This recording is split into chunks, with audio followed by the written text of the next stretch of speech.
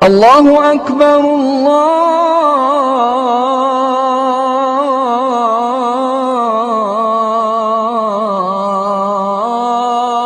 الله أكبر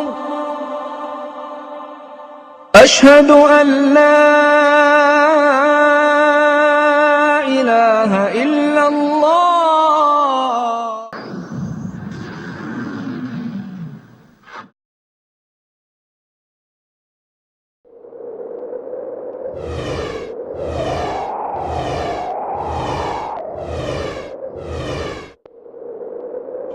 بسم الله الرحمن الرحيم.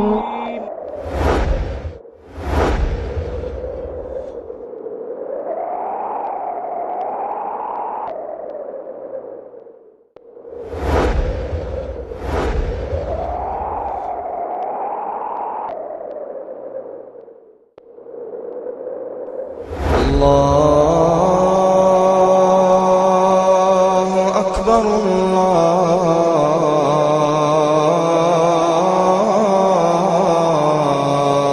أكبر أشهد أن لا إله إلا الله أشهد أن محمدا رسول. لیکن وہ کون سی عبادت ہے جس کو اللہ کے رسول جناب محمد رسول اللہ صلی اللہ علیہ وسلم نے اپنی آنکھوں کا نور قرار دیا؟ واقعی الصلاۃ لذکری، نماز کیا ہے؟ اللہ تبارک و تعالیٰ کو یاد کرنے کے لیے. اللہ کے رسول جناب محمد رسول اللہ صلی اللہ علیہ وسلم ارشاد فرماتے کہ اگر کسی کے دروازے پر، تم میں سے کسی کے دروازے پر ایک بہتی ہوئی نہر ہو اور وہ شخص اس میں ہر روز 5 مرتبہ غسل کرتا ہو، 5 مرتبہ نہاتا ہو، کیا ایسے شخص کے جسم پر کچھ میل کچیل باقی رہ جائے گا؟ آپ صلی اللہ علیہ وسلم نے فرمایا بالکل یہی مثال 5 نمازوں کی ہے کہ جو شخص 24 گھنٹے کے اندر 5 وقت کی نمازوں کو قائم کرتا ہے، اللہ تبارک و تعالیٰ اس کے گناہوں کو ختم کر دیتا ہے. اللہ کے رسول صلی اللہ علیہ وسلم ارشاد فرماتے کہ قیامت کے دن سب سے پہلے جس چیز کا حساب لیا جائے گا وہ نماز ہے.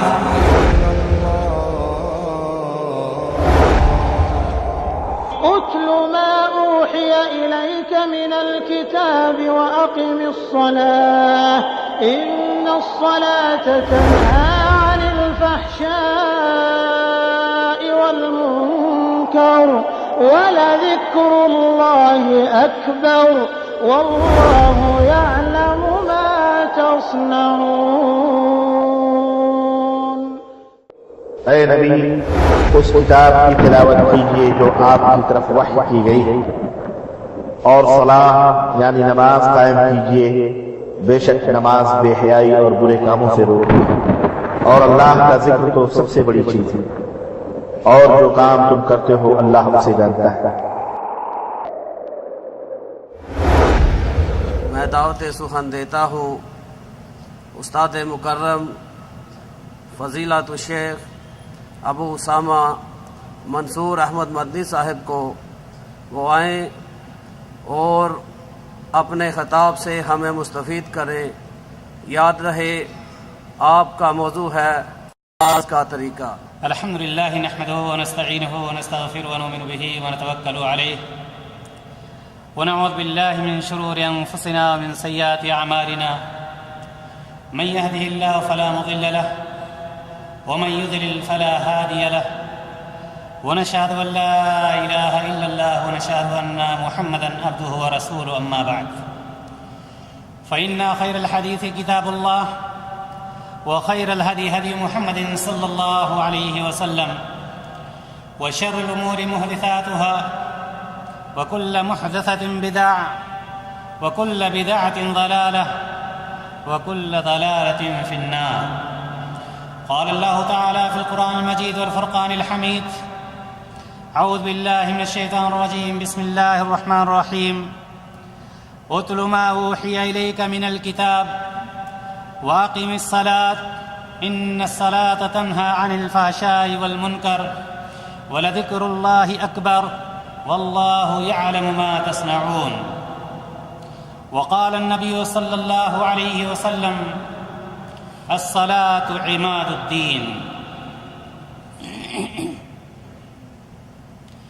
دینی بھائیوں اور دوستو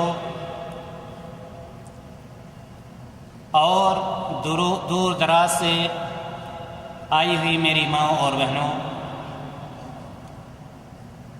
ہر قسم کی تعریف، توصیف، بڑائی اور بزرگی اس وحدہ لا شریک کے لیے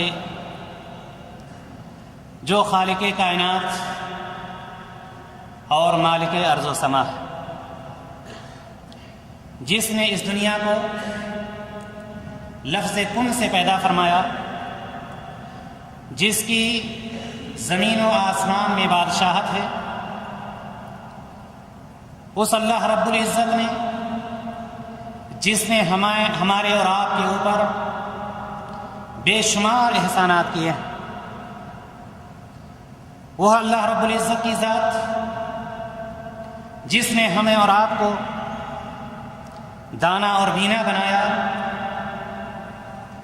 اندھا، پاگل اور دیوانہ نہیں بنایا، وہ اللہ رب العزت کی ذات جس نے ہمیں اور آپ کو 2 ہاتھوں والا بنایا، لولا نہیں بنایا، وہ اللہ رب العزت کی ذات جس نے ہمیں اور آپ کو 2 پیروں والا بنایا، لنگڑا نہیں بنایا، وہ اللہ رب العزت کی ذات جس نے ہمیں اور آپ کو ایک مسلمان گھر میں پیدا فرمایا اور امت محمدیہ صلی اللہ علیہ وسلم میں شامل فرمایا، اور اس کے بعد لاکھوں کروڑوں درود و سلام اس ذات مبارکہ مقدسہ اور مطہرہ پر جن کا نام نامی اسم گرامی جناب محمد رسول اللہ صلی اللہ علیہ وسلم ہے، جنہوں نے اللہ تبارک و تعالیٰ کے پیغام کو ہم تک اور آپ تک من و عن جس طرح سے اللہ تبارک و تعالیٰ نے حکم دیا ویسے ہی ہم تک پہنچایا، ساری مشقتیں برداشت کی، لیکن اللہ تبارک و تعالیٰ کے پیغام پہنچانے میں کوئی کوتاہی اور کوئی کمی نہیں کی۔ دینی بھائیوں اور دوستوں اور میری ماؤں اور بہنوں، اللہ کا لاکھ لاکھ شکر ہے کہ آج اللہ تبارک و تعالیٰ کے اس گھر میں ہماری چھوٹی سی دعوت پر قرآن و حدیث کی باتوں کو سننے کے لیے آپ اپنے گھروں کو چھوڑ کر اللہ تبارک و تعالیٰ کے اس گھر میں موجود ہیں۔ یہ کون سی مجلس ہے؟ اس مجلس کے متعلق صرف اتنا جان لینا کافی ہے کہ اللہ کے رسول جناب محمد رسول اللہ صلی اللہ علیہ وسلم ارشاد فرماتے ہیں کہ جب کسی مجلس میں اللہ تبارک و تعالیٰ کا ذکر کیا جاتا ہے، قرآن و حدیث کا ذکر کیا جاتا ہے، تو ایسی مجلس کو اللہ تبارک و تعالیٰ کے فرشتے گھیر لیتے ہیں اور اللہ تبارک و تعالیٰ کی رحمت ان پر نازل ہونے لگتی ہے۔ دینی بھائیوں اور دوستوں، یہیں پر بات ختم نہیں ہو جاتی، بلکہ سرور کائنات جناب محمد رسول اللہ صلی اللہ علیہ وسلم ارشاد فرماتے ہیں کہ ایسی مجلس میں بیٹھنے والے کا ذکر اللہ تبارک و تعالیٰ اپنے مقرب فرشتوں میں کرتا ہے، یعنی یہ کہ آج جہاں پر آپ بیٹھے ہوئے ہیں، کسی بھی حالت میں ہیں، آپ کا ذکر اللہ تبارک و تعالیٰ اپنے مقرب فرشتوں میں کر رہا ہے، آپ کے اوپر رحمت نازل ہو رہی ہے، آپ کو فرشتوں نے گھیر رکھا ہے، اپنی حفاظت میں کر رکھا ہے، اللہ تبارک و تعالیٰ کے حفظ و امان میں ہم بیٹھے ہوئے ہیں۔ دینی بھائیو اور دوستو، آج کا موضوع جیسا کہ ابھی آپ کے سامنے اعلان کیا گیا، دینی بھائیو اور دوستو، اللہ تبارک و تعالیٰ نے ہمیں اور آپ کو کس لیے پیدا فرمایا، ہر شخص اس سے بخوبی واقف ہے۔ ایک آیت پر اگر ہم غور کریں تو ہمیں کہیں اور جانے کی ضرورت نہیں پڑے گی۔ اللہ تبارک و تعالیٰ نے ارشاد فرمایا وَمَا خَلَقْتُ الْجِنَّ وَالْإِنسَ إِلَّا لِيَعْبُدُونَ، کہ میں نے انسان اور جنات کو صرف اور صرف اپنی عبادت کے لیے پیدا فرمایا۔ لفظ عبادت یہ بہت عام لفظ ہے، عبادت کی اقسام بے شمار ہیں، لیکن وہ کون سی عبادت ہے جس کو اللہ کے رسول جناب محمد رسول اللہ صلی اللہ علیہ وسلم نے اپنی آنکھوں کا نور قرار دیا۔ وہ کون سی عبادت ہے کہ بندہ عاقل اور بالغ اگر ہے، مریض ہے، بستر پر لیٹا ہوا ہے، لیکن اس کو اس عبادت سے چھٹکارا نہیں ہے؟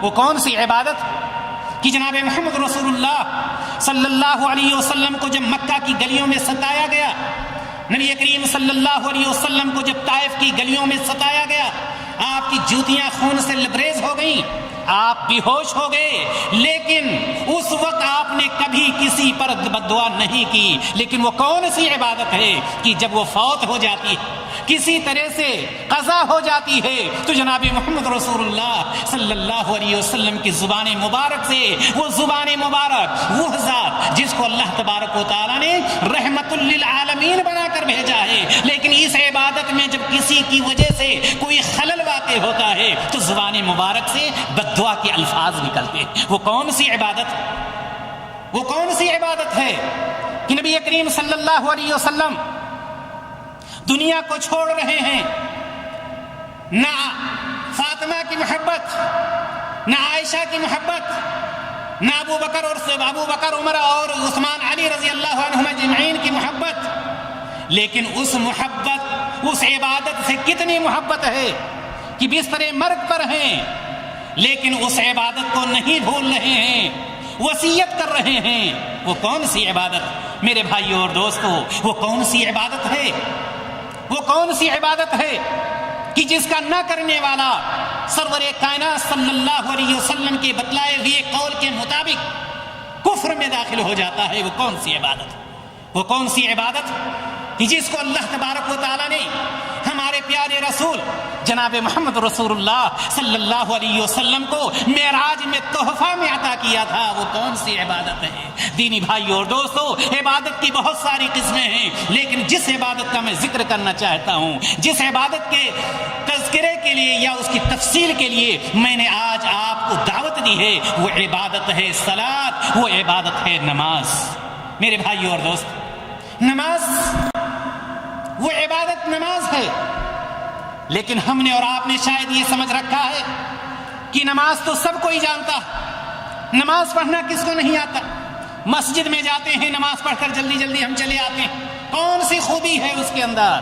میرے بھائیوں اور دوستو، یاد رکھیں، اللہ تبارک و تعالیٰ نے قرآن مقدس میں ارشاد فرمایا ہے، اُتْلُ مَا أُوحِيَ إِلَيْكَ مِنَ الْكِتَابِ وَأَقِمِ الصَّلَاةَ إِنَّ الصَّلَاةَ تَنْهَىٰ عَنِ الْفَحْشَاءِ وَالْمُنكَرِ۔ قرآن مقدس کی تلاوت کیجئے، اللہ تبارک و تعالیٰ حکم دے رہا ہے کہ قرآن مقدس کی تلاوت کیجئے اور وَأَقِمِ الصَّلَاةَ، نماز کو قائم کیجئے۔ کیوں نماز کو قائم کیجئے؟ إِنَّ الصَّلَاةَ تَنْهَىٰ عَنِ الْفَحْشَاءِ وَالْمُنكَرِ، اس لیے کہ نماز بے شرمی سے، برائیوں سے، منکرات سے، برے افعال سے بچاتی ہے، دور رکھتی ہے۔ وَلَذِكْرُ اللَّهِ أَكْبَرُ، اللہ تبارک و تعالیٰ نے فرمایا اللہ کا ذکر کرنا یہ بہت بڑا کام ہے۔ وَاللَّهُ يَعْلَمُ مَا تَصْنَعُونَ، اور یاد رکھو کہ جو کچھ تم کر رہے ہو میں اچھی طرح سے جانتا ہوں، رات کے اندھیرے میں کرو، دن کے اجالے میں کرو، تنہائی میں کرو، جماعت کے ساتھ کرو، کچھ بھی کرو، اللہ تبارک و تعالیٰ نے کیا فرمایا؟ وَاللَّهُ يَعْلَمُ مَا تَصْنَعُونَ، جو کچھ بھی ہم کرتے ہیں اللہ تبارک و تعالیٰ اس سے باخبر۔ دینی بھائیوں اور دوست، اس آیت کریمہ میں اللہ تبارک و تعالیٰ نے 3 چیزوں کا حکم دیا۔ پہلی چیز قرآن کی تلاوت کیجئے، اور دوسرا حکم جو ہے نماز قائم کیجئے، اور تیسرا حکم اللہ تبارک و تعالیٰ کا ذکر کیجئے۔ یہ نماز کیا ہے؟ یہ اللہ تبارک و تعالیٰ کو یاد کرنے کے لیے۔ وَأَقِمِ الصَّلَاةَ لِذِكْرِي، نماز کیا ہے؟ اللہ تبارک و تعالیٰ کو یاد کرنے کے لیے۔ لیکن آئیے ہم دیکھیں کہ اس نماز کے متعلق سرور کائنات جناب محمد رسول اللہ صلی اللہ علیہ وسلم نے کیا ارشاد فرمایا۔ دینی بھائیوں اور دوستو، اللہ کے رسول جناب محمد رسول اللہ صلی اللہ علیہ وسلم ارشاد فرماتے، بنی الاسلام علی 5، اسلام کی بنیاد 5 چیزوں پر رکھی گئی ہے۔ اسلام کی بنیاد 5 چیزوں پر رکھی گئی ہے۔ شہادت ان لا الہ الا اللہ وان محمدا عبدہ ورسولہ، سب سے پہلی چیز اس بات کی گواہی دینا کہ اللہ تبارک و تعالیٰ کے علاوہ کوئی معبود برحق نہیں اور محمد صلی اللہ علیہ وسلم اللہ تعالیٰ کے بندے اور اس کے رسول ہیں۔ اس کلمہ توحید کے بعد اس ارکان اسلام میں جس چیز کا حکم جو رکن آ رہا ہے وہ رکن ہے وہ اقام الصلاۃ، نماز کا قائم کرنا، وہ ایتاء الزکوٰۃ، وہ صوم رمضان، وہ حج البیت۔ یہ 5 ارکان ہیں جس کو ہم اور آپ ارکان اسلام کے نام سے یاد کرتے ہیں۔ ارکان اسلام کا ایک اہم رکن کلمہ شہادت کے بعد نماز کا قائم کرنا، یہ وہ نماز ہے جس کے بارے میں ہم اور آپ اچھی طرح سے جانتے ہیں کہ یہ نماز، اس کا حکم صرف ہمیں نہیں دیا گیا، ہم سے پہلی امتوں کو بھی، ہم سے پہلے انبیاء جو گزرے ہیں ان کو بھی اس کا حکم دیا گیا۔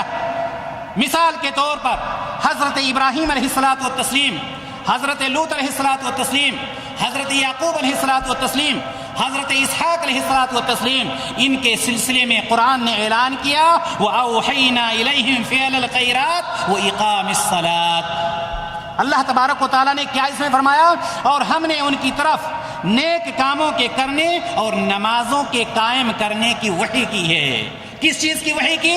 نیک کام کرنے کے لیے اور نماز کے قائم کرنے کے لیے۔ اسی طرح سے حضرت اسماعیل علیہ الصلوۃ والتسلیم کے متعلق اللہ تبارک و تعالیٰ ارشاد فرماتا وَكَانَ يَأْمُرُ أَهْلَهُ بِالصَّلَاةِ۔ کیا فرمایا اللہ تبارک و تعالیٰ نے کہ اللہ تعالیٰ نے وہ جو حضرت اسماعیل علیہ الصلوۃ والتسلیم تھے وہ اپنے گھر والوں کو برابر نماز کا حکم دیا کرتے تھے۔ حضرت عیسیٰ علیہ الصلوۃ والتسلیم فرماتے ہیں وَأَوْصَانِي بِالصَّلَاةِ وَالزَّكَاةِ، اللہ تعالیٰ نے مجھ کو نماز اور زکوٰۃ کا حکم دیا ہے کہ ہم نماز کو قائم کریں اور ہم زکوٰۃ دیتے رہیں۔ اسی طرح سے حضرت لقمان علیہ الصلوۃ والتسلیم اپنے بیٹے کو حکم دیتے ہیں یا بنی اقم الصلاۃ، اے بیٹے نماز کو قائم کرو۔ دینی بھائیو اور دوستو، میں بتلانا یہ چاہتا ہوں کہ یہ پہلے کے انبیاء جو گزرے ہیں ان کو بھی نماز کے قائم کرنے کا حکم دیا گیا۔ آپ اچھی طرح سے جانتے ہیں کہ نماز ایک ایسی عبادت ہے کہ نماز کا قائم کرنے والا اللہ تبارک و تعالیٰ اس کے گناہوں کو دھل دیتا ہے، گناہوں سے پاک و صاف ہو جاتا ہے۔ اللہ کے رسول جناب محمد رسول اللہ، بخاری کی روایت، اللہ کے رسول صلی اللہ علیہ وسلم ارشاد فرماتے ارأیتم لو ان نہرا بباب احدکم یغتسل فیہ کل یوم 5 مرات هل يبقى من درنه شيء؟ قالوا لا يبقى من درنه شيء۔ قال فكذلك صلوات الخمس۔ اللہ کے رسول جناب محمد رسول اللہ صلی اللہ علیہ وسلم ارشاد فرماتے کہ اگر کسی کے دروازے پر، تم میں سے کسی کے دروازے پر ایک بہتی ہوئی نہر ہو اور وہ شخص اس میں ہر روز 5 مرتبہ غسل کرتا ہو، 5 مرتبہ نہاتا ہو، هل يبقى من درنه شيء؟ صحابہ کرام سے اللہ کے رسول صلی اللہ علیہ وسلم نے پوچھا کیا ایسے شخص کے جسم پر کچھ میل کچیل باقی رہ جائے گا؟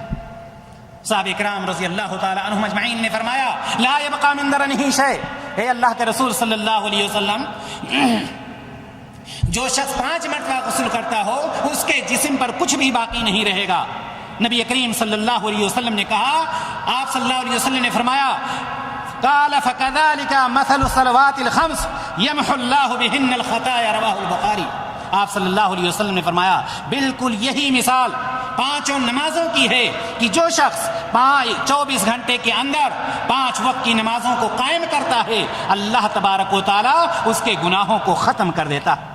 اسلامی بھائیو اور دوستو، اور یہی نماز کہ اللہ کے رسول جناب محمد رسول اللہ صلی اللہ علیہ وسلم ارشاد فرماتے الصلوات الخمس والجمعة إلى الجمعة كفارة لما بينهن إذا اجتنبت الكبائر۔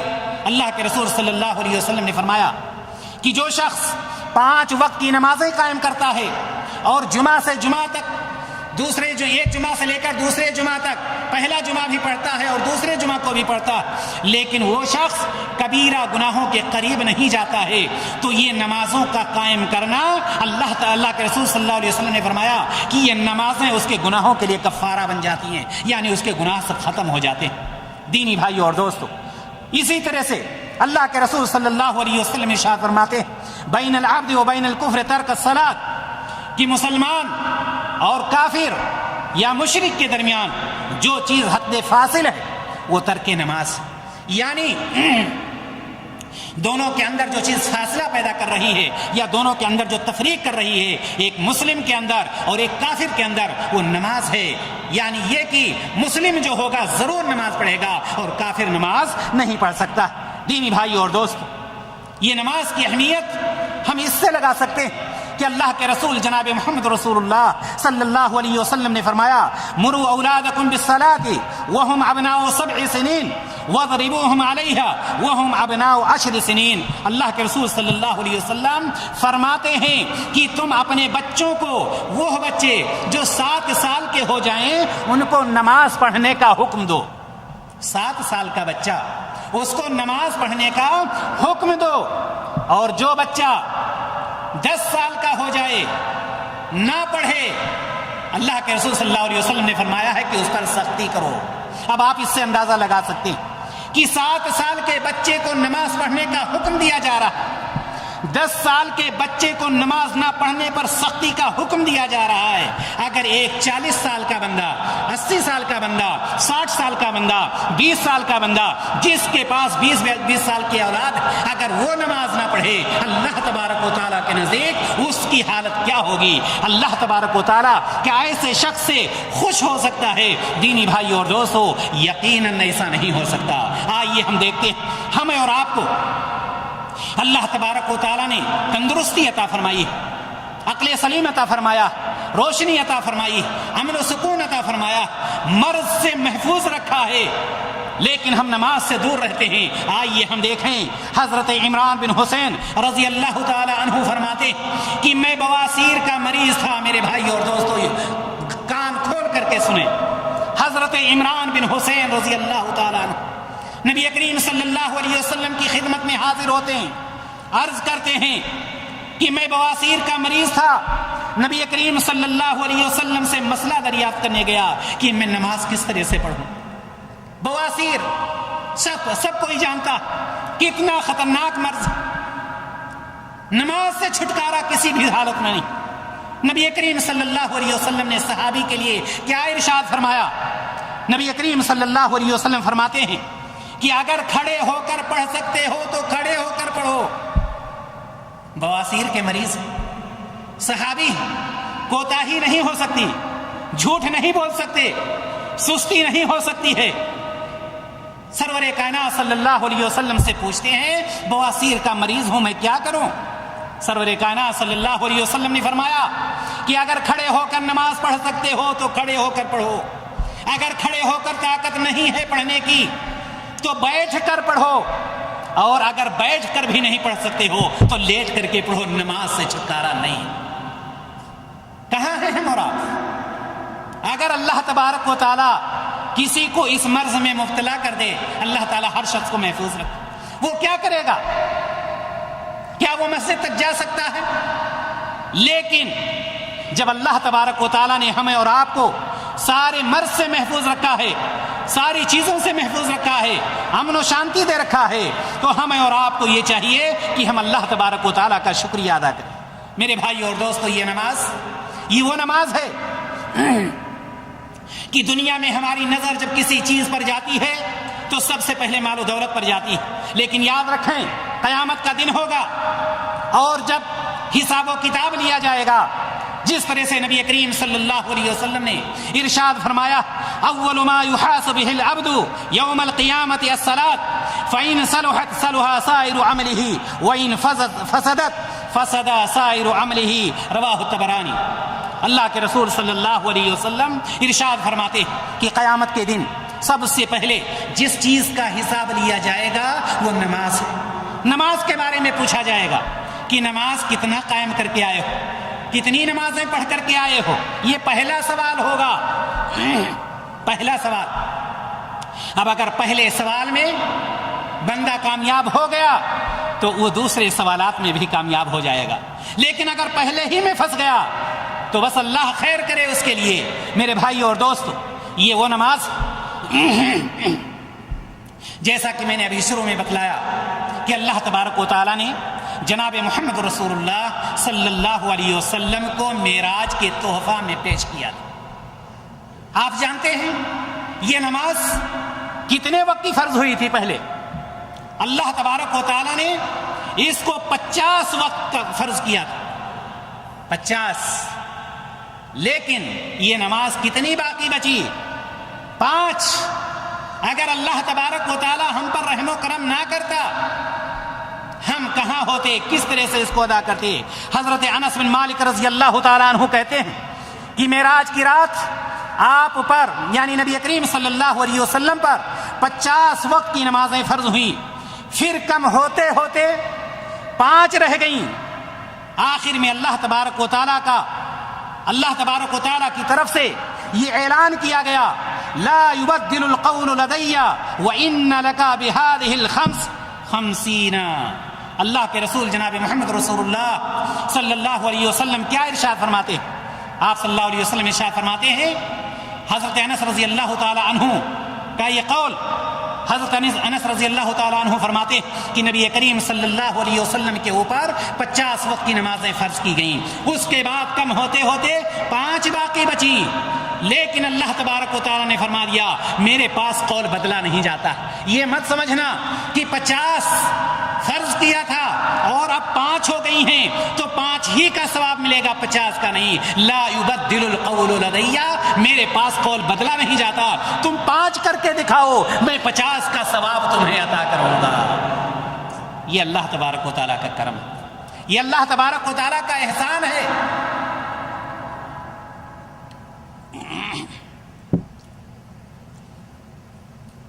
دینی بھائی اور دوستو، 50 کے بدلے کتنا ہم پا رہے ہیں؟ 5 کر کے 50 کا حاصل کر رہے ہیں، لیکن اس کے لیے بھی ہم تیار نہیں ہیں۔ لیکن آئیے ہم اور آپ دیکھیں، یہ اتنا بڑا مقام اس عبادت کا، اتنی اہمیت اور فضیلت اس نماز کی، آپ جانتے ہیں اللہ کے رسول جناب محمد رسول اللہ صلی اللہ علیہ وسلم نے فرمایا، من عمل عملا لیس علیہ امرنا فہو رد، کہ جس نے کوئی ایسا عمل کیا جس کو نبی کریم صلی اللہ علیہ وسلم نے کیا نہیں ہے، کرنے کا حکم نہیں دیا ہے، تو وہ عمل اللہ تبارک و تعالیٰ کے نزدیک مقبول نہیں ہے، مردود ہے۔ کیوں؟ اس لیے کہ اللہ تبارک و تعالیٰ فرماتا ہے وَمَا آتَاكُمُ الرَّسُولُ فَخُذُوهُ وَمَا نَهَاكُمْ عَنْهُ فَانْتَهُوا، جو نبی تم کو دے اس کو لے لو، اور جن چیزوں سے منع کریں ان سے باز آ جاؤ۔ نبی کریم صلی اللہ علیہ وسلم نے اس عبادت کے بارے میں کیا ارشاد فرمایا؟ آپ صلی اللہ علیہ وسلم نے فرمایا صلوا كما رأيتموني أصلي۔ آج یہاں پر ہمارے بھائی بھی موجود ہیں اور ہماری مائیں اور بہنیں بھی موجود ہیں، ہم دونوں کو لے کر چلنا چاہتے ہیں کہ ہمیں نماز کس طرح سے پڑھنی ہے، عورتوں کی نماز کیا ہے، مردوں کی نماز کیا ہے۔ نبی کریم صلی اللہ علیہ وسلم نے عورتوں کے لیے کیا فرمایا ہے اور مردوں کے لیے کیا فرمایا۔ سب سے پہلے آپ یہ جان لیں کہ اللہ کے رسول جناب محمد رسول اللہ صلی اللہ علیہ وسلم نے ارشاد فرمایا، بخاری کی روایت، کہ صلو کما رأیتمونی اصلی، نماز تم ویسے ہی پڑھو جس طرح سے مجھے نماز پڑھتے ہوئے دیکھتے ہو۔ میرے بھائی اور دوست، یہاں پر سوچنے کی بات یہ ہے کہ یہ خطاب کس کو ہے، یہ حکم کس کو دیا جا رہا ہے، مردوں کو یا عورتوں کو؟ ظاہر سی بات ہے آپ کا جواب یہی ہوگا کہ یہ حکم مردوں کو بھی ہے اور عورتوں کو بھی ہے، دونوں کو نبی کریم صلی اللہ علیہ وسلم نے مخاطب کیا۔ یہ مرد یہاں پر خاص نہیں ہے کہ مردوں کی نماز کچھ اور ہے عورتوں کی نماز نہیں۔ آپ صلی اللہ علیہ وسلم نے فرمایا صلو کما رأیتمونی اصلی، نماز پڑھو جس طرح سے مجھے نماز پڑھتے ہوئے دیکھتے ہو۔ آئیے ایک صحابی کا واقعہ، حضرت ابو ہریرہ رضی اللہ تعالی عنہ اس کے راوی ہیں، بخاری مسلم کی روایت ہے کہ ایک شخص مسجد نبوی میں داخل ہوتا ہے، نبی کریم صلی اللہ علیہ وسلم مسجد کے ایک کونے پر تشریف فرما ہے، وہ شخص مسجد میں داخل ہو کر نماز پڑھتا ہے اور نماز پڑھ کر کے نبی کریم صلی اللہ علیہ وسلم کے پاس آتا ہے، کہتا ہے السلام علیکم۔ نبی کریم صلی اللہ علیہ وسلم اس کے سلام کا جواب دیتے ہیں، اس کے بعد فرماتے ہیں ارجع فصلی فإنک لم تصلی۔ کیا فرمایا؟ لوٹ جاؤ، نماز کو دوبارہ ادا کرو، تم نے نماز نہیں ادا کی۔ استاذ کی بات پر شاگرد کو چوں چرا کی ضرورت نہیں تھی، حکم ہوا جاؤ نماز پڑھو، وہ بندہ فوراً جا کر کے دوبارہ نماز پڑھتا ہے، دوبارہ پھر آ کر کے سلام کرتا، آپ صلی اللہ علیہ وسلم جواب دیتے، جواب دینے کے بعد، سلام کا جواب دینے کے بعد فرماتے ہیں ارجع فصلی فإنک لم تصلی، جاؤ دوبارہ نماز پڑھو، تم نے نماز نہیں پڑھی۔ حدیث میں آتا ہے کہ 3 مرتبہ یا 4 مرتبہ ایسے ہوتا رہا، یہاں تک کہ اس بندہ نے کہا علمنی یا رسول اللہ، اے اللہ کے رسول صلی اللہ علیہ وسلم، اس سے بہتر مجھ سے نہیں ہو سکتا ہے، آپ مجھے تعلیم دیجئے، اس تعلیم کے مطابق میں نماز پڑھتا۔ کیا نماز تھی؟ نماز یہ تھی کہ جلدی جلدی، نہ رکوع نہ قیام نہ سجود، جس طرح سے آج کی نمازیں جلدی جلدی ہوتی رہتی ہیں اور جلدی سے 4 رکعت یا 3 رکعت یا 2 رکعت پوری کر کے ہم اپنے کام کے لیے چل دیتے ہیں۔ اللہ کے رسول صلی اللہ علیہ وسلم نے ارشاد فرمایا اذا قمت الى الصلاة فاسبغ الوضوء، کہ جب تم نماز کا ارادہ کرو، اب یہ تعلیم دے رہے ہیں، یہی ایک حدیث بیان کر کے میں اپنی بات کو ختم کر دیتا۔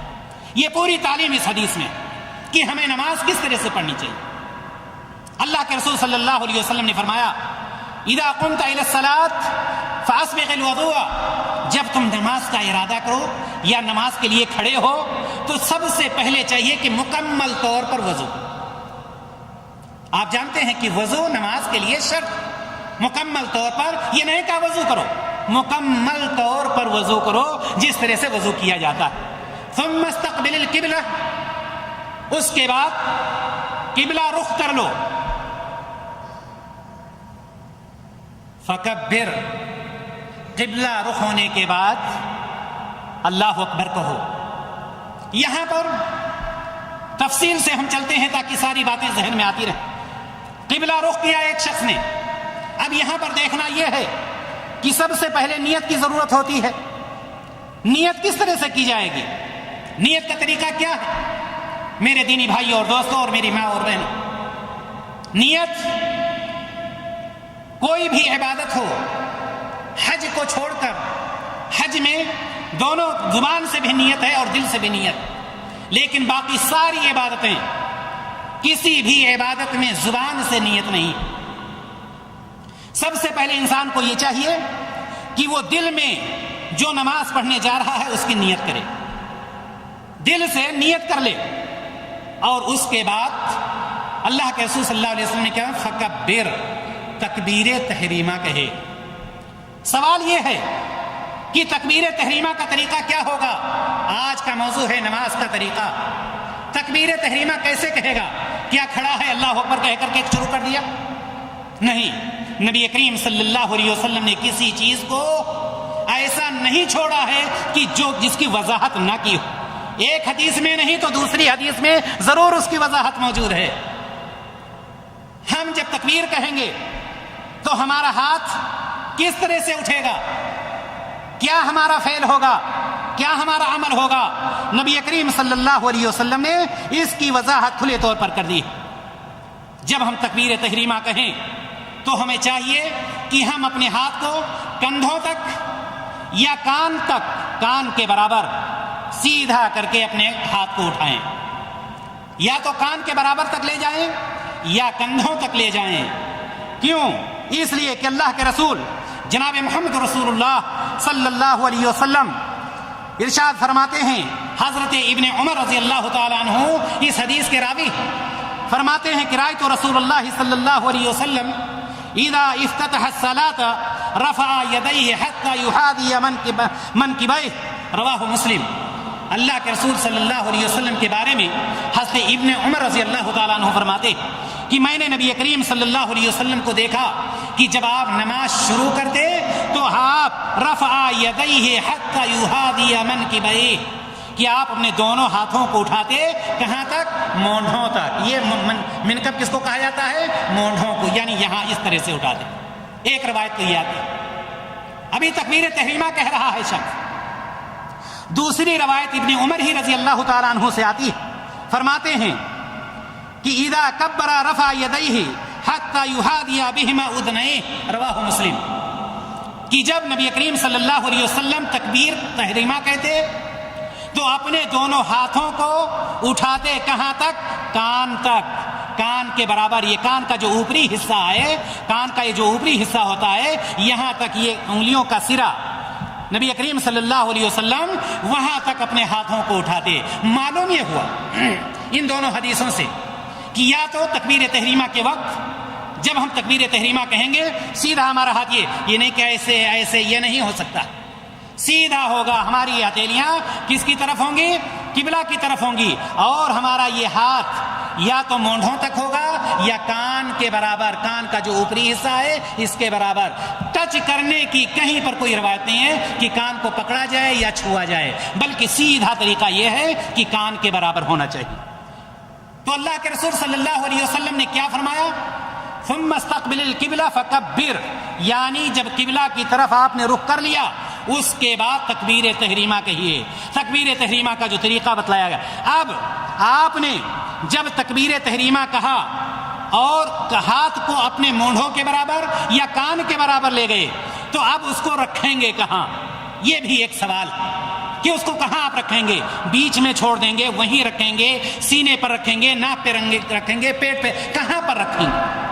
جیسا کہ میں نے بتلایا کہ اللہ کے رسول صلی اللہ علیہ وسلم سے کوئی بھی چیز مخفی نہیں ہے کہ کسی چیز کو نبی کریم صلی اللہ علیہ وسلم نے نہ فرمایا. حضرت وائل بن حجر رضی اللہ تعالیٰ عنہ کی روایت آتی. ابھی سمجھ لیجئے کہ آپ کا ہاتھ اوپر ہے، اب ہاتھ آپ کو نیچے لانا. آئیے حدیث کی روشنی میں دیکھتے ہیں کہ حدیث کیا کہہ رہی ہے. عن وائل بن حجر رضی اللہ تعالیٰ عنہ قال صلیت مع النبی صلی اللہ علیہ وسلم فوضع يده اليمنى على اليسرى على صدره، رواہ ابن خزیمہ. اللہ کے رسول صلی اللہ علیہ وسلم کے بارے میں حضرت وائل بن حجر رضی اللہ تعالیٰ عنہ فرماتے کہ میں نے نبی کریم صلی اللہ علیہ وسلم کے ساتھ نماز پڑھی. یہ حدیث ہے. اور نبی کریم صلی اللہ علیہ وسلم نے اپنے دائیں ہاتھ کو بائیں ہاتھ پر رکھ کر اپنے سینے پر رکھا. فوضع يده اليمنى على اليسرى على صدره، اپنے سینے پر رکھا. ایک روایت. دوسری روایت اور آتی ہے حضرت حلب الطائی رضی اللہ تعالیٰ عنہ، وہ فرماتے ہیں جو کہ احمد میں روایت موجود ہے، رأیت النبی صلی اللہ علیہ وسلم يضع هذه على صدره، کہ میں نے نبی کریم صلی اللہ علیہ وسلم کو دیکھا کہ آپ نے اپنے دست مبارک کو اپنے سینے پر رکھا. میرے بھائی اور دوستو، معلوم یہ ہوا کہ ہم اپنے ہاتھ کو لے جائیں گے کان کے برابر تک، ٹچ نہیں کرنا ہے، ٹچ کرنے کی کوئی وہ نہیں، برابر کرنا ہے، یا مونڈھوں تک لے جائیں گے اور رکھیں گے کہاں پر؟ سینے پر رکھیں گے. اللہ کے رسول صلی اللہ علیہ وسلم صحابی سے فرما رہے ہیں ثم اقرأ ما تيسر معك من القرآن. وضو مکمل کرنے کا حکم دیا، قبلہ رخ ہونے کا حکم دیا، اس کے بعد تکبیر کہنے کا حکم دیا، ہاتھ کہاں رکھنا ہے اس کا حکم دیا. اس کے بعد یہ ہے ثم اقرأ ما تيسر بما تيسر معك من القرآن او كما قال النبي صلی اللہ علیہ وسلم. اب اللہ کے رسول صلی اللہ علیہ وسلم کیا فرما رہے ہیں کہ قرآن سے کچھ پڑھو. آپ جانتے ہیں سورۃ الفاتحہ پڑھنا ہے آپ کو، لیکن اس سے پہلے سورۃ الفاتحہ سے پہلے تکبیر تحریمہ کے بعد اور قرات سے پہلے کچھ اور بھی ہمیں پڑھنا ہے. مختلف دعائیں ہیں. یا تو آپ دعائے ثنا پڑھ لیں جس کو اللہم باعث بینی و بینہ کہا جاتا ہے پوری دعا، یا سبحانک اللہم و بحمدک تبارک اسمک و تعالی جدک ولا الہ غیرک. اس کے علاوہ بھی دعائیں آتی ہیں، اس کو پڑھ لیں. اور اس کے پڑھنے کے بعد ہمیں سورۃ الفاتحہ پڑھنا. سورۃ الفاتحہ یہ آپ سمجھ لیں کہ ہر رکعت میں ہر شخص کے لیے، چاہے وہ مقتدی ہو یا امام ہو، یعنی تنہا نماز پڑھ رہا ہو یا جماعت کے ساتھ نماز پڑھ رہا ہو، سورۃ الفاتحہ ہر رکعت میں ہر شخص کو پڑھنا لازمی. کیوں؟ اس لیے کہ نبی کریم صلی اللہ علیہ وسلم ارشاد فرماتے ہیں عن عبادہ بن صامت رضی اللہ تعالی عنہ ان رسول اللہ صلی اللہ علیہ وسلم قال لا صلاة لمن لم يقرأ بفاتحة الكتاب رواہ البخاری.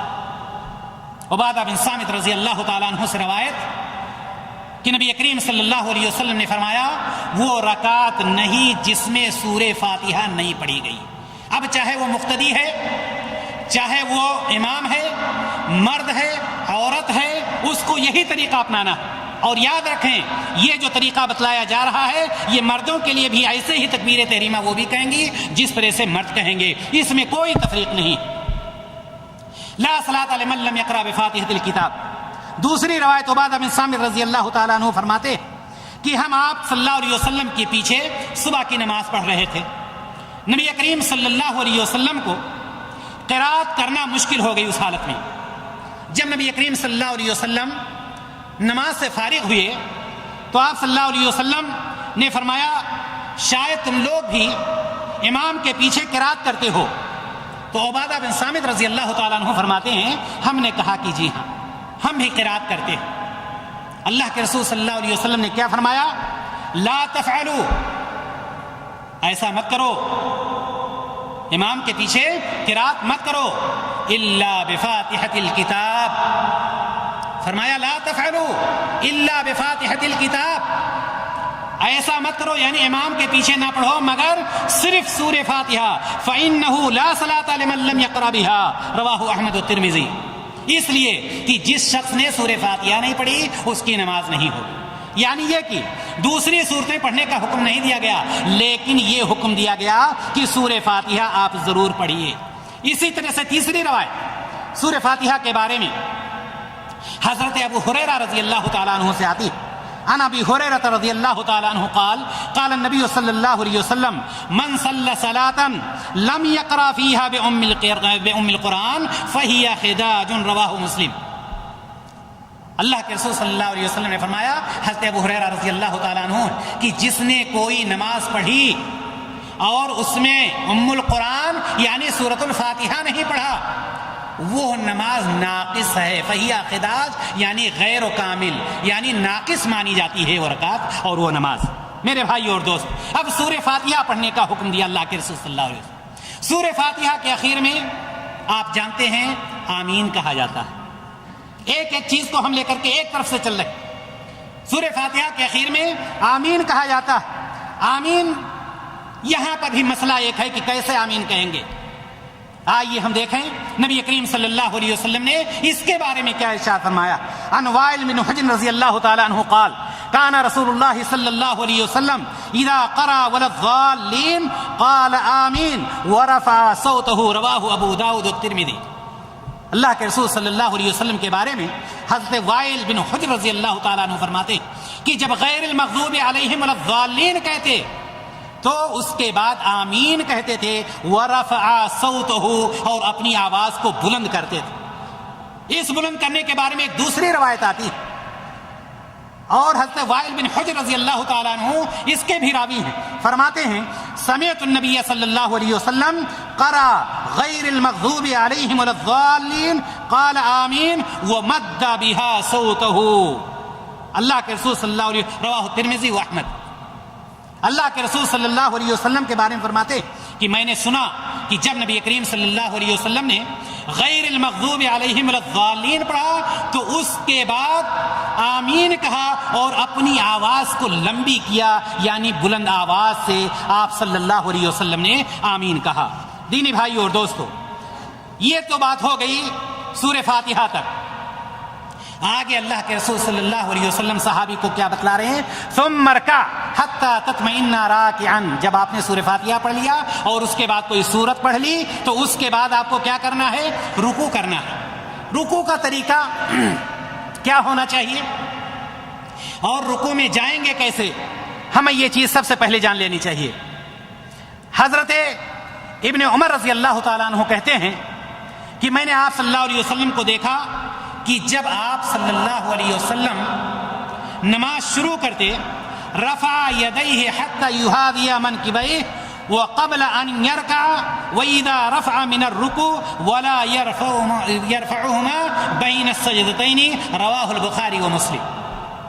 حضرت ابن عمر رضی اللہ تعالی عنہ کی روایت فرماتے ہیں کہ جب نبی کریم صلی اللہ علیہ وسلم نماز شروع کرتے تھے تو تکبیر تحریمہ کہتے وقت رفع الیدین کرتے، اور جب رکوع میں جاتے تو رفع الیدین کرتے، اور جب رکوع سے اٹھتے تب رفع الیدین کرتے، ولا يرفعهما بین السجدتین، لیکن دونوں سجدوں کے درمیان نہیں کرتے تھے۔ معلوم یہ ہوا کہ جب اب ہمیں کیا کرنا ہے، ہمیں رکوع کرنا ہے، رکوع میں جانا ہے۔ آپ سورہ فاتحہ پڑھ چکے، کوئی سورت پڑھ چکے، اب رکوع میں جاتے وقت آپ اپنے ہاتھوں کو کندھوں کے برابر یا کان کے برابر لے جائیں گے اور رکوع میں چلے جائیں گے۔ رکوع میں کیسے جائیں گے؟ کیا رکوع میں گئے اور کھڑے ہوئے ہیں آدھا اور آدھا؟ اللہ کے رسول صلی اللہ علیہ وسلم ثم ارکع حتی تطمئن راکعا، رکوع جائیے، بالکل پیٹھ آپ کی سیدھی ہونی چاہیے، یہ نہیں کہ ایسے ہو سر آپ کی اٹھی ہوئی، سر اٹھا ہوا ہو، نہیں، بالکل سیدھی پیٹھ ہونی چاہیے، سر بھی بالکل برابر ہونا چاہیے، یہ دونوں حصہ، پورا حصہ بالکل برابر ہونا چاہیے۔ ایک بات۔ دوسری بات یہ کہ رکوع حتی تطمئن راکعا، یہاں تک کہ رکوع میں آپ کو اطمینان حاصل ہو جائے، یہ نہیں کہ رکوع گئے اور فوراً اٹھ گئے۔ یہی وجہ تھی کہ صحابی کو نبی کریم صلی اللہ علیہ وسلم فرماتے تھے ارجع فصلی فإنک لم تصلی، جاؤ دوبارہ۔ کیا کوئی رکوع نہیں چھوڑ رہے تھے، وہ سجدہ نہیں چھوڑ رہے تھے، کوئی چیز، بس جلدی جلدی نماز ہو رہی تھی، نہ رکوع اچھے سے ہو رہا تھا نہ سجدہ اچھے سے ہو رہا تھا، جس کی وجہ سے نبی کریم صلی اللہ علیہ وسلم نے فرمایا گویا کہ تم نے نماز ہی نہیں پڑھی۔ تو حتی تطمئن راکعا، اب یہاں پر رکوع میں جا کر رکوع کی دعا وہ شخص پڑھے گا سبحان ربی العظیم یا دوسری دعائیں جو بھی ثابت ہیں، دعائیں پڑھ لیا، سیدھا وہ شخص بالکل پیٹھ سیدھی کر کے رکوع میں وہ کھڑا ہوا، اب وہ سمیع اللہ لمن حمدہ کہہ کر کے اٹھنا چاہتا، ایسے اٹھتے ہوئے وہ کیا کرے گا؟ ظاہر سی بات ہے جیسا کہ پہلی روایت بخاری اور مسلم کی آئی کہ وہ شخص جب رکوع سے اٹھے گا تو رکوع سے اٹھتے وقت رفع الیدین کرے گا، رفع الیدین یعنی کندھے تک ہاتھ اٹھائے یا کان کے برابر تک ہاتھ لے جائے۔ رفع الیدین کے بارے میں بہت سارے مشاکل آتے ہیں، کچھ لوگ کہتے ہیں یہ صحیح ہے، کچھ لوگ کہتے ہیں یہ غلط نہیں، یہ غلط ہے اور یہ ہے ایسا ہے، لیکن آئیے ہم اس کو بھی سمجھ لیتے ہیں۔ پہلی بات، بخاری اور مسلم کی روایت آپ کے سامنے پیش کی جا چکی ہے، آئیے کچھ علماء کے اقوال ہم دیکھتے ہیں، ان کے فتاوے کیا رفع الیدین کے بارے میں۔ حضرت شاہ ولی اللہ محدث دہلوی رحمہ اللہ کو آپ جانتے ہیں، وہ فرماتے ہیں کہ جب رکوع کرنے کا ارادہ کرے، جب کوئی شخص رکوع کرنے کا ارادہ کرے اور جب اس سے سر اٹھانے کا ارادہ کرے تو اس کو چاہیے کہ وہ رفع الیدین کرے۔ حجت اللہ البالغہ میں شاہ ولی اللہ محدث دہلوی رحمہ اللہ یہ فرماتے ہیں۔ اسی طرح سے مولانا عبدالحی حنفی رحمہ اللہ کا نام معروف ہے، سب کوئی جانتا ہے، وہ کیا لکھتے ہیں؟ وہ فرماتے ہیں، ان کا فتویٰ ہے کہ رسول اللہ صلی اللہ علیہ وسلم سے رفع الیدین کرنے کا بہت کافی اور نہایت عمدہ ثبوت ہے۔ جو لوگ کہتے ہیں کہ رفع الیدین منسوخ ہے ان کا قول بے دلیل ہے، یہ مولانا عبدالحی حنفی رحمہ اللہ فرماتے ہیں۔ ان کے بعد آئیے دیکھیں حنفی مذہب کی معروف اور مشہور اور معتبر کتاب در مختار، ہر کوئی اس کتاب کو جانتا ہے۔ در مختار میں کیا موجود ہے؟ جس نے کہا رفع الیدین سے نماز میں نقصان آتا ہے اس کا قول مردود ہے۔ در مختار میں یہ چیز موجود ہے، حنفی مذہب کی بہت مشہور اور معروف کتاب۔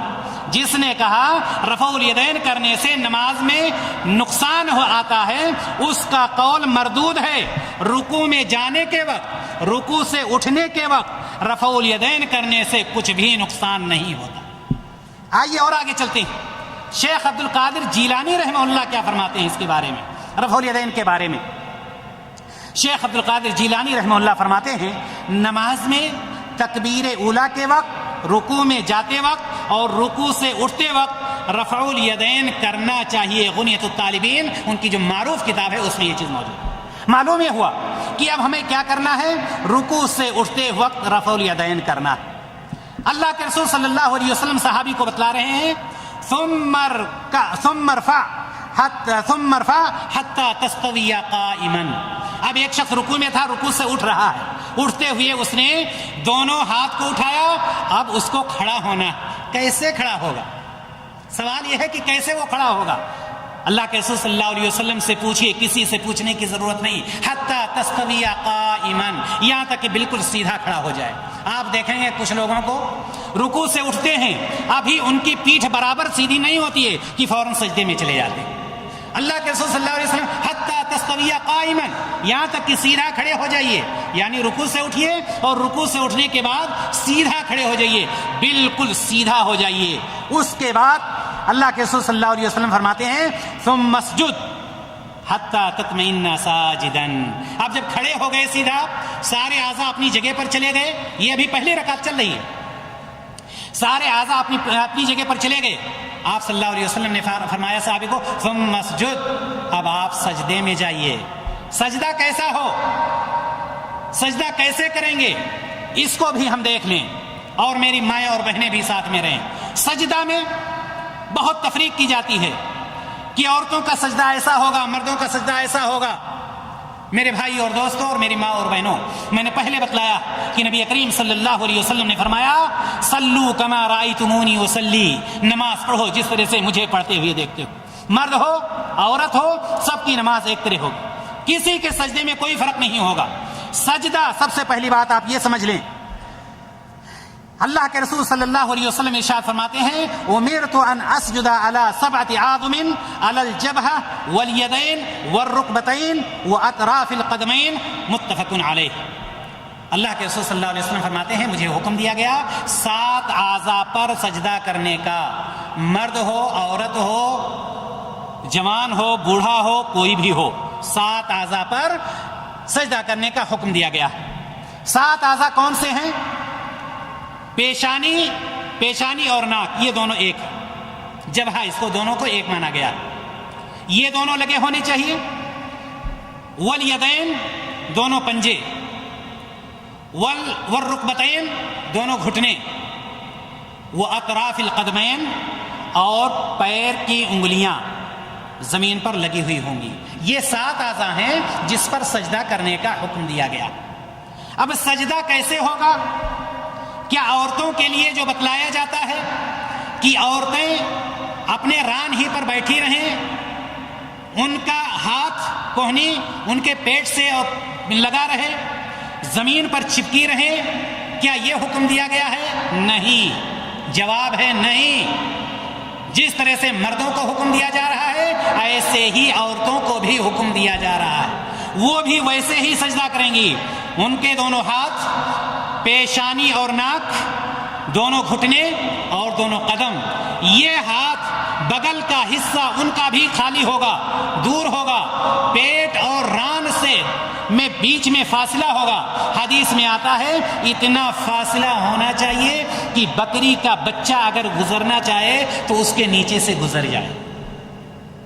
سجدہ میں آپ کے یہ بغل کا حصہ اتنا کھلا ہوا ہو کہ باہر دور کا شخص صاف اس بغل کو دیکھ سکتا ہو, نہ کہ چمٹا کر کے جس طرح سے یہ بتلایا جاتا ہے کہ عورتیں بیٹھی رہیں, خاص طور سے عورتوں کے بارے میں, بالکل وہ جیسے بیٹھی ہیں سر کو لے جا کر کے سجدے میں گرا لیتی.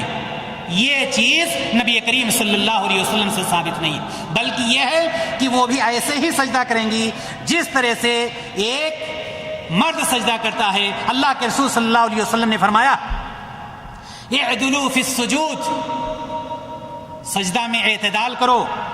ولا يبسط احدكم ذراعيه انبساط الكلب, رواہ البخاری و مسلم. اللہ کے رسول صلی اللہ علیہ وسلم نے فرمایا سجدہ میں اعضاء کو اعتدال میں رکھو, اور تم میں سے کوئی اپنے بازو کو سجدے میں کتے کی طرح نہ بچھائے, یعنی جس طرح سے کتا اپنے ہاتھ کو بچھا کر کے بیٹھ جاتا ہے, نہیں, ہمارا ہاتھ بالکل اٹھا ہونا چاہیے. یہ پنجہ صرف لگا ہوگا, یہ کوہنی زمین سے دور ہوگی, نہ کہ زمین پر لگی ہوئی ہو. چاہے وہ مرد ہو چاہے عورت ہو, ہر ایک کو ایک ہی حکم دیا گیا ہے. اس لیے ہمیں اور آپ کو یہ چاہیے کہ سجدے کی حالت میں جب ہم جائیں تو ہماری کوہنی اٹھی ہونی چاہیے, اور ہمارا دونوں پنجے ہمارے لگے ہوں, پیشانی اور ناک لگی ہو, گھٹنے لگے ہوں, اور دونوں پیروں کے کنارے کے حصے یعنی انگلیاں لگی ہوئی ہوں. اس کے بعد آئیے ہم دیکھتے ہیں کہ اللہ کے رسول صلی اللہ علیہ وسلم آگے کیا ارشاد فرماتے ہیں. اذا سجدت فضع کفیک وارفع مرفقیک، رواہ مسلم. اللہ کے رسول صلی اللہ علیہ وسلم نے فرمایا جب تم سجدہ کرو تو اپنی ہتھیلیاں زمین پر رکھو اور کوہنیاں زمین سے اٹھائے رکھو. اب یہ بتلائیے مردوں کے لیے یا عورتوں کے لیے؟ ظاہر سی بات ہے ہر ایک کے لیے. زمین سے اٹھائے رکھنے کے لیے اللہ تبارک و تعالی اللہ کے رسول صلی اللہ علیہ وسلم نے حکم دیا. اللہ کے رسول صلی اللہ علیہ وسلم آگے کیا فرماتے ہیں؟ ایک شخص سجدے میں ہے، ابھی سجدے میں ہے، 7 اعضاء پر وہ سجدہ کر رہا ہے. اب اس کے بعد کیا حکم دے رہے ہیں نبی کریم صلی اللہ علیہ وسلم؟ ثم ارفع، اس کے بعد اٹھیے. پہلے سجدے میں ہے بھی شخص، پہلے سجدے سے اٹھیے. حتی تطمئن جالسا، یہاں تک کہ سیدھے بیٹھ جائیے. پہلے سجدہ سے اٹھنا ہے اور بیٹھنا. آپ دیکھیں کتنے لوگوں کو کہ پہلے سجدے سے اٹھے، ابھی پورا بیٹھے بھی نہیں تھے کہ پھر سجدے میں چلے گئے. نبی کریم صلی اللہ علیہ وسلم فرماتے ہیں حتی تطمئن جالسا، یہاں تک کہ بالکل اطمینان ہو جائے بیٹھنے کر کے اطمینان ہو جائے. اور کیا وہاں پر کوئی دعا بھی ہے؟ جو وہ لوگ جو فوراً سجدے میں جاتے ہیں ظاہر سی بات ہے دعا کا کوئی موقع ہی نہیں ملتا ان کو، لیکن نبی کریم صلی اللہ علیہ وسلم نے ان دونوں سجدوں کے بیچ میں بھی دعا فرمایا ہے. اللہم اغفر لی وارحمنی واجبرنی وارفعنی واہدنی وعافنی وارزقنی. یہ دعا ایک سجدہ کر کے جب انسان بیٹھے، جب اتنی دعا پڑھے گا تو یقیناً وہ اطمینان سے بیٹھ چکا ہوگا. لیکن اگر دعا ہی نہ پڑھنا ہو تو ظاہر سی بات ہے ریڈی میڈ اس کا دوسرا سجدہ تیار ہو جائے گا. تو معلوم یہ ہوا کہ پہلے سجدے سے اٹھ کر کے اطمینان سے بیٹھ جائیے اور اطمینان سے بیٹھنے کے بعد یہ دعا پڑھیے. اللہ کے رسول صلی اللہ علیہ وسلم فرماتے ہیں ثم اسجد حتی تطمئن ساجدا، پھر دوسرا سجدہ کیجیے. یہ دوسرا سجدہ کرنے کا حکم ہو رہا ہے. دوسرا سجدہ آپ کیسے کریں گے؟ ویسے ہی جیسے آپ نے پہلا سجدہ 7 اعضاء پر کیا ہے، کوہنی کو اٹھائے رکھا ہے، پیٹ کو دور رکھا ہے، ران کو دور رکھا ہے، جو طریقہ بتلایا اسی طرح سے آپ دوسرا سجدہ بھی کریں. دوسرا سجدہ کر لیے. ثم ارفع حتی تطمئن جالسا، دوسرا سجدہ ہو گیا. اب دوسرے سجدے سے اٹھ کرنے کے بعد کیا فوراً کھڑے ہو جائیں گے یا بیٹھ کر کے تب کھڑے ہوں گے؟ حدیث جو بتلا رہی ہے حتی تطمئن جالسا، دوسرے سجدے سے اٹھو اور بیٹھ جاؤ یہاں تک کہ اطمینان حاصل ہو جائے. اور اطمینان کے بعد پھر اللہ کے رسول صلی اللہ علیہ وسلم فرماتے ہیں ثم ارفع حتی تستوی قائما، یعنی دوسرے سجدے سے اٹھیے، بیٹھ جائیے، اعضاء اپنی جگہ پر چلے جائیں، اس کے بعد آپ اٹھیے حتی تستوی قائما، یہاں تک کہ سیدھے آپ کھڑے ہو جائیے. اللہ کے رسول صلی اللہ علیہ وسلم نے فرمایا ثم افعل ذلك فی صلاتک کلھا، ایک رکعت کا پورا طریقہ بتلایا ایک ایک چیز کر کے. اور اس کے بعد نبی کریم صلی اللہ علیہ وسلم نے فرمایا کہ اسی طرح اپنی پوری نمازوں میں کرتے رہو. یہاں پر ایک بات اور یاد رکھیں گے کہ جو شخص 4 رکعت کی نماز پڑھ رہا ہے یا 3 رکعت کی نماز پڑھ رہا ہے، جہاں تک رفع الیدین کی بات، تو جس طرح سے تکبیر تحریمہ کے وقت رفع الیدین کرے گا، رکوع میں جاتے وقت رفع الیدین کرے گا، رکوع سے اٹھتے وقت رفع الیدین کرے گا، لیکن پھر سجدے میں جاتے ہوئے رفع الیدین نہیں کرے گا، نہ دونوں سجدوں کے بیچ میں رفع الیدین کرے گا. کہاں وہ کرے گا؟ جب دوسری رکعت پڑھ چکا ہوگا اور تیسری رکعت کے لیے کھڑا ہو رہا ہوگا تب بھی وہ رفع الیدین ہی کر کے نیت باندھے. میرے بھائیو اور دوست، یہ نبی کریم صلی اللہ علیہ وسلم نے ان صحابی نبی کریم صلی اللہ علیہ وسلم کے پاس پہنچے اور جن کی نماز میں خلل دیکھا، آپ صلی اللہ علیہ وسلم نے پورا طریقہ آپ صلی اللہ علیہ وسلم نے یہ فرمایا کہ اس طرح سے نماز پڑھتے رہو. معلوم یہ ہوا کہ نبی کریم صلی اللہ علیہ وسلم نے ہمیں اور آپ کو یہ نماز پڑھنے کا طریقہ بتلایا. لیکن جو شخص یہ طریقہ جانتا ہے اس کے باوجود نماز نہیں پڑھتا ہے، آئیے ہم اور آپ دیکھیں کہ اس کے لیے اللہ کے رسول صلی اللہ علیہ وسلم نے کیا ارشاد فرمایا.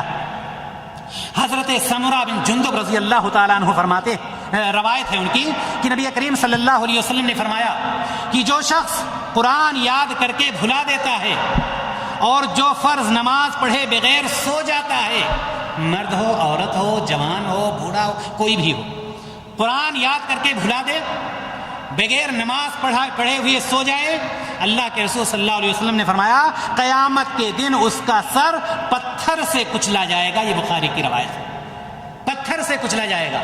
اور پتھر سے کچلنے کی بات آئی ہے، آپ تھوڑی دیر کے لیے معراج کے واقعے میں چلے جائیں۔ نبی کریم صلی اللہ علیہ وسلم فرماتے کہ مجھے جب معراج کرایا گیا تو بہت ساری چیزیں دکھائی گئیں، وہاں پر میں نے یہ بھی دیکھا کہ ایک ایسا شخص ہے جس کو پتھر سے مارا جاتا ہے، اس کا سر چور چور ہو جاتا، اور ابھی وہ شخص پتھر اٹھاتا ہی ہے مارنے والا کہ دوبارہ پھر صحیح ہو جاتا، پھر مارتا، پھر چور چور ہو جاتا۔ اللہ کے رسول صلی اللہ علیہ وسلم نے جبریل امین سے پوچھا یہ کیا ماجرا ہے، یہ کون سا شخص ہے، کیوں ایسا ہو رہا ہے، اس کے ساتھ کیوں ایسا کیا جا رہا ہے؟ نبی کریم صلی اللہ علیہ وسلم سے جبریل امین نے فرمایا یہ وہ شخص ہے جب نماز کا وقت ہوتا تھا تو اس کا سر بوجھل ہو جاتا تھا، یعنی نماز پڑھنے کے لیے نہیں جاتا۔ میرے بھائی اور دوست، نماز بوجھل ہو جاتا تھا، یہاں کا بوجھ وہاں کس طرح سے ختم کیا جائے گا؟ اسی طرح سے نماز نہ پڑھنے والے کے متعلق نبی کریم صلی اللہ علیہ وسلم نے فرمایا وہ لوگ جو نماز پڑھنے والے ہیں، جو قرآن و حدیث پر عمل کرنے والے ہیں، قیامت کے دن صدیقین کے ساتھ ہوں گے، شہداء کے ساتھ ہوں گے، نیک لوگوں کے ساتھ ہوں گے، نبیوں کے ساتھ ہوں گے، صالحین کے ساتھ ہوں گے۔ لیکن جو نماز نہیں پڑھنے والے ہیں، نبی کریم صلی اللہ علیہ وسلم نے فرمایا وہ کن کے ساتھ ہوں گے جانتے ہیں؟ فرعون کے ساتھ، حامان کے ساتھ، قارون کے ساتھ، ابی بن خلف کے ساتھ۔ یہ کون سے لوگ ہوں گے؟ کیا ان کو جنت میں اونچا سے اونچا مقام دیا جائے گا؟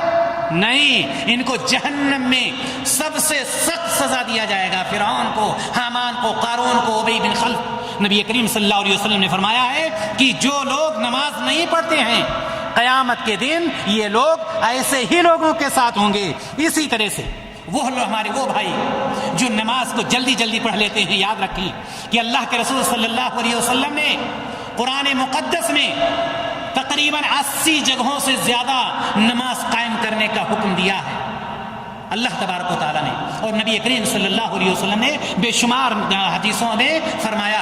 لیکن نمازیوں کے لیے آ رہا ہے فویل للمصلین الذین هم عن صلاتهم ساہون، یہ نمازیوں کے لیے آ رہا ہے۔ ایک طرف نماز پڑھنے کا حکم اور دوسری طرف یہ آیت ایسے نمازیوں پر اللہ کی مار ہو جو غفلت سے نماز پڑھتے ہیں، اللہ کی مار ہو نمازیوں پر۔ آخر وجہ کیا ہے؟ وجہ یہ ہے کہ ان کی نماز تو پڑھ لیتے ہیں لیکن نماز قبول نہیں ہوتی۔ کیوں؟ یا تو نماز سستی اور کاہلی سے پڑھتے ہیں، اور سستی اور کاہلی آپ جانتے ہیں نفاق کی علامت ہے۔ وَإِذَا قَامُوا إِلَى الصَّلَاةِ قَامُوا كُسَالَىٰ، منافقوں کے بارے میں قرآن اعلان کرتا ہے کہ جب یہ نماز کے لیے کھڑے بھی ہوتے تھے بڑی سستی کے ساتھ انگڑائی لیتے ہوئے، جمہائی آ رہی ہے، کسی طرح سے جا کر 1 رکعت 2 رکعت پڑھا اور وہاں سے چلے آئے۔ تو ایسی نماز کو اللہ تبارک و تعالیٰ قبول نہیں فرماتا۔ کون سی نماز قبول فرماتا ہے؟ قَدْ أَفْلَحَ الْمُؤْمِنُونَ الَّذِينَ هُمْ فِي صَلَاتِهِمْ خَاشِعُونَ۔ مومنوں نے کامیابی حاصل کر لی۔ کس چیز سے کامیابی حاصل کی؟ جو اپنی نماز میں خشوع کرتے ہیں، خشوع اور خضوع سے نماز پڑھتے ہیں، اعتدال سے نماز پڑھتے ہیں، اطمینان سے نماز پڑھتے ہیں، نبی کریم صلی اللہ علیہ وسلم کے بتلائے ہوئے طریقے کے مطابق نماز پڑھتے ہیں۔ میرے بھائیو اور دوستو، میں اب لمبا نہیں، بس بالکل ختم کرنے والا۔ قرآن مقدس میں ایک آیت آتی ہے، اللہ تبارک و تعالیٰ جب جنتیوں اور جہنمیوں کا فیصلہ کر دے گا، جنتی جنت میں چلے جائیں گے، جہنمی جہنم میں چلے جائیں گے، جنتی مزے لے رہے ہوں گے اور جہنمی چیخ رہے ہوں گے، چلا رہے ہوں گے۔ جہنمیوں سے سوال کیا جائے گا ما سلککم فی سقر، تم کو جہنم میں کس چیز نے ڈال دی؟ کیوں جہنم میں آ گئے؟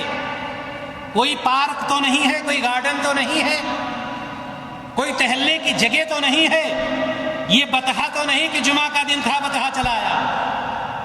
کس چیز نے تم کو جہنم میں ڈال دیا؟ ما سلککم فی سقر، کیا جواب ہوگا؟ میرے بھائیو اور دوستو، جس طرح سے پہلی حدیث آپ کے سامنے بیان کی گئی کہ قیامت کے دن بندہ سے سب سے پہلے جس چیز کے بارے میں سوال کیا جائے گا وہ نماز ہے. یہ جہنمی جب جہنمی سے سوال کیا جائے گا کہ تم کو جہنم میں کس چیز نے ڈالا, کس خوشی کی وجہ سے آئے, کیا وجہ ہے آنے کی, ہم لوگ تو جنت میں ٹہل رہے ہیں, تم جہنم میں کیسے پہنچ گئے؟ تو اس کا جواب کیا ہوگا؟ اس کا جواب ہوگا لم نک من المصلین, ہم نماز نہیں پڑھا کرتے. نماز ہم سمجھتے ہیں نماز کوئی چیز ہے ہی نہیں. نماز کا موضوع بتلا دیجئے تو کوئی درس میں حاضر ہونے کے لیے تیار ہی نہیں ہوتا. نماز کیا چیز ہے؟ لم نک من المصلین, ہم جہنم میں اس لیے پہنچے ہیں کہ ہم نماز نہیں پڑھا کرتے تھے, جس کی وجہ سے اللہ رب العزت نے ہمیں جہنم میں ڈال دیا. میرے بھائی اور دوست, اللہ کے رسول جناب محمد رسول اللہ صلی اللہ علیہ وسلم سے سوال کیا گیا. یہ ان بھائیوں کے لیے جو نماز بے ٹائم کر کے پڑھتے ہیں. اللہ کے رسول صلی اللہ علیہ وسلم سے سوال کیا عبداللہ بن مسعود رضی اللہ تعالیٰ عنہ نے کہ ای العمل احب الی اللہ, اے اللہ کے رسول صلی اللہ علیہ وسلم, اللہ تبارک و تعالیٰ کے نزدیک سب سے بہترین عمل کون سا ہے؟ اعمال تو سارے بہتر ہیں, عبادت کی کوئی بھی قسم ہو سارے اعمال بہتر ہیں, لیکن حضرت عبداللہ بن مسعود رضی اللہ تعالیٰ عنہ فرمایا ای العمل احب الی اللہ, سب سے بہترین عمل. اللہ کے رسول صلی اللہ علیہ وسلم نے فرمایا الصلاۃ علی وقتها, دوسری روایت میں آتا ہے الصلاۃ لوقتها, یعنی نماز کو اس کے صحیح وقت پر ادا کرو. نماز کا پڑھ لینا کمال نہیں ہے. دو چیزوں کا خیال رکھیں گے, ایک تو نماز نبی کریم صلی اللہ علیہ وسلم کے طریقے کے مطابق ہونی چاہیے, اور دوسری بات یہ ہے کہ نماز صحیح وقت پر ہونی چاہیے. اگر صحیح وقت پر نماز نہیں ہے, اور میں یہی بتلا رہا تھا اپنی تمہید میں کہ نبی کریم صلی اللہ علیہ وسلم غزوہ خندق کے موقع پر جب نبی کریم صلی اللہ علیہ وسلم کی صلاۃ عصر فوت ہو جاتی, آپ صلی اللہ علیہ وسلم کو اتنی تکلیف ہوتی, اتنی تکلیف ہوتی, اتنی تکلیف اس وقت نہیں ہوئی تھی جب مکہ کی سرزمین سے آپ کو نکال دیا گیا تھا, اتنی تکلیف نہیں ہوئی تھی. دلیل یہ ہے کہ اس وقت نبی کریم صلی اللہ علیہ وسلم نے بد دعا نہیں کی تھی. لیکن جب غزوہ خندق میں آپ کی نماز عصر فوت ہو جاتی ہے, قضا ہو جاتی ہے, دشمنوں سے لڑائی کے اس میں وقت نہیں ملتا ہے, نبی کریم صلی اللہ علیہ وسلم کے زبان مبارک سے نکلتا ہے ملع اللہ بیوتہم وقبورہم نارا کما حبسونا وشغلونا عن الصلاۃ الوسطی, کہ الہ العالمین تو ان کے گھروں کو اور ان کی قبروں کو آگ سے بھر دے جس طرح سے انہوں نے میری صلاۃ عصر کو فوت کرا دیا ہے. دینی بھائی اور دوست, یہ نماز کی محبت تھی نبی کریم, اور یہی وجہ تھی کہ نبی کریم صلی اللہ علیہ وسلم دنیا کو چھوڑ رہے ہیں, کسی کو کوئی وصیت نہیں. آج کل بندہ جب وہ دنیا چھوڑ رہا ہوتا ہے اپنے بیٹے سے وصیت کرتا ہے, بیٹا فلاں مقدمے میں نے کبھی مات نہیں کھائی ہے, تو مقدمہ جیت کر رہنا, اے بیٹے یہ کرنا وہ کرنا. نبی کریم صلی اللہ علیہ وسلم کیا فرما رہے ہیں؟ الصلاۃ والصلاۃ, پوری امت کے لیے یہ وصیت کر رہے ہیں کہ نماز میں سستی نہیں برتنا, نماز کو ترک نہیں کرنا. اسی طرح سے حضرت لقمان علیہ الصلوۃ والتسلیم بھی آخری وقت پر اپنے بیٹوں کو یہی وصیت کرتے ہیں, یا بنیا اقم الصلاۃ, اے بیٹے نماز کو قائم کرتے رہنا. میرے بھائی اور دوستو, آئیے وہ حدیث جس میں اللہ کے رسول صلی اللہ علیہ وسلم نے فرمایا ہے الا ادلکم علی ما یمحو اللہ بہ الخطایا ویرفع بہ الدرجات, قالوا بلى یا رسول اللہ, قال اسباغ الوضوء علی المکارہ وکثرۃ الخطى الى المساجد وانتظار الصلاۃ بعد الصلاۃ فذلکم الرباط. اللہ کے رسول صلی اللہ علیہ وسلم نے فرمایا یہی حدیث, اور اس کے بعد اپنی بات کو ختم کر دیتا. اللہ کے رسول صلی اللہ علیہ وسلم اپنے صحابہ کو مخاطب کرتے ہیں, اے میرے صحابیوں, الا ادلکم علی ما یمحو اللہ بہ الخطایا ویرفع بہ الدرجات, میرے صحابیوں کیا ایک ایسا نسخہ نہ بتا دوں, کیا ایک ایسا عمل نہ بتلا دوں جس پر عمل کر کے تمہاری خطائیں ختم ہو جائیں اور تمہارے درجات اللہ تبارک و تعالی بلند کر دے. صحابہ نے فرمایا قالوا بلی یا رسول اللہ, اے اللہ کے رسول صلی اللہ علیہ وسلم آپ ضرور بتلائیے وہ کون سا نسخہ ہے, وہ کون سا عمل ہے جس کے ذریعے سے ہم گناہوں سے دور ہو جائیں گے اور اللہ تبارک و تعالی ہمارے اعمال میں ہمارے درجات کو بلند کر دے گا۔ اللہ کے رسول صلی اللہ علیہ وسلم نے فرمایا اسباغ الوضوء علی المکارہ، سب سے پہلی چیز کراہیت کے باوجود، ناپسندیدگی کے باوجود، پریشانیوں کے باوجود وضو کرنا۔ ٹھنڈی رات ہوتی ہے، فجر کی نماز ہے، مؤذن کہہ رہا ہے الصلاۃ الصلاۃ حی علی الصلاۃ حی علی الفلاح الصلاۃ خیر من النوم، شیطان مالش کر رہا ہے، لیکن جو اللہ کا نیک بندہ ہوتا ہے، پریشانی ہوتی ہے، پانی ٹھنڈا ہے، موسم ٹھنڈا ہے، کمرے سے نکلنے کا دل نہیں کہتا ہے، لیکن اللہ تبارک و تعالیٰ کا خوف اس کے دل پر بیٹھا ہوا ہے، دروازہ کھولتا ہے، باہر نکلتا ہے، ٹھنڈے پانی سے وضو کرتا ہے اور اللہ تعالیٰ کے سامنے سجدہ ریز ہو جاتا ہے۔ ایک تو ایسا بندہ ہے، ایک ایسا بندہ ہے۔ دوسری چیز اللہ کے رسول صلی اللہ علیہ وسلم نے فرمایا وَكَثْرَةُ الْخُطَىٰ إِلَى الْمَسَاجِدِ، زیادہ سے زیادہ مسجدوں کی طرف چل کر جانا۔ مسجدوں کی طرف کون جائے گا؟ مسجدوں کی طرف وہی جائے گا جس کو نماز پڑھنا ہے۔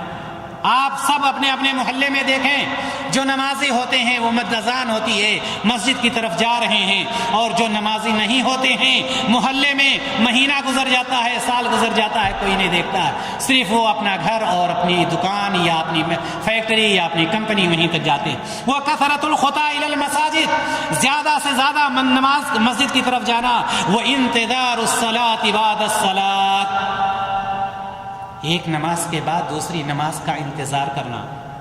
یاد رکھیں گے اس چیز کو، ایک نماز کے بعد دوسری نماز کا انتظار کرنا۔ ابھی آپ نے عشاء کی نماز پڑھی ہے، فجر کا انتظار ہے۔ نبی کریم صلی اللہ علیہ وسلم فرماتے ہیں کہ اگر کوئی بندہ ایسی حالت میں رہتا ہے، دوسری نماز کے انتظار میں رہتا ہے، گویا کہ وہ نماز ہی میں رہتا ہے۔ میرے بھائی اور دوستو، انما الاعمال بالنیات، عمل کا دار و مدار نیت پر۔ خلاصہ کلام یہ کہ نبی کریم صلی اللہ علیہ وسلم نے ہمیں ایک طریقہ بتلایا ہے کہ ہم نماز کیسے قائم کریں، نماز کو کیسے ادا کریں، نماز کب قبول ہوگی۔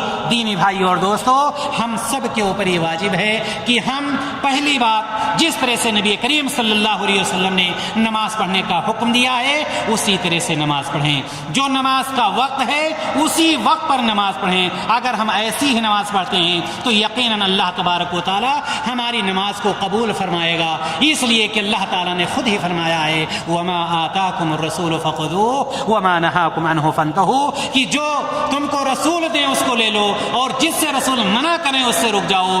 مجھے جو رسول نے بتلایا ہے ہم یہ عقیدہ رکھ کر اس پر عمل کریں کہ یہ میرے نبی کا عمل ہے، میرے نبی کا حکم ہے، میں اپنی نبی کی اتباع میں، نبی کی اطاعت میں یہ عمل کر رہا ہوں۔ یقیناً انشاءاللہ تعالی اللہ رب العزت اس عمل کو قبول فرمائے گا۔ یہیں پر میں اپنی بات کو ختم کرتا ہوں اس دعا کے ساتھ کہ اللہ تبارک و تعالی ہم تمام لوگوں کو نبی کریم صلی اللہ علیہ وسلم کے بتلائے ہوئے طریقے کے مطابق نماز ادا کرنے کی توفیق عطا فرمائے۔ الہ العالمین، ماضی میں جو غلطیاں ہو گئی ہوں تو بخش دے، تو غفور رحیم ہے، لا علم کی بنا پر ہے۔ الہ العالمین، آج ہم اس مجلس میں یہ وعدہ کرتے ہیں کہ جس طرح سے نبی کریم صلی اللہ علیہ وسلم کا طریقہ مجھے بتلایا گیا ہے انشاءاللہ تعالی ہم اسی طرح سے عمل کریں گے، تجھ کو راضی کرنے کی کوشش کریں گے اور اپنے گناہوں کو ختم کرنے کی کوشش کریں گے۔ الہ العالمین، تو غفور رحیم ہے، تو بخشنے والا ہے۔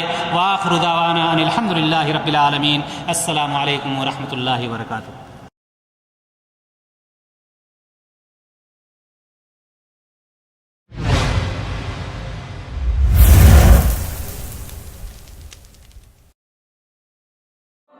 اللہ اکبر اللہ